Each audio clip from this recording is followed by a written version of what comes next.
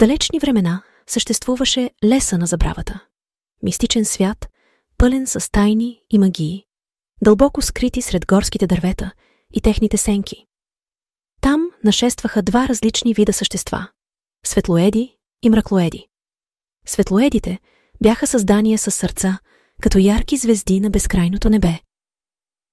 Техните светлини озаряваха всичко, което ги заобикаляше, придавайки на гората изключителна красота и сияние. Те се славеха с добрите си сърца и безкорисното им желание да помагат на другите. На другия край в леса на забравата, мраклоидите намираха своя уют. Тези същества бяха обладатели на тъмнината и мрака. Способни бяха да събират мрака около себе си и да го разпространяват, обгръщайки всичко с мистерия. Мраклоидите се чувстваха могъщи, когато тяхната тъмна сила обгръщаше всичко наоколо.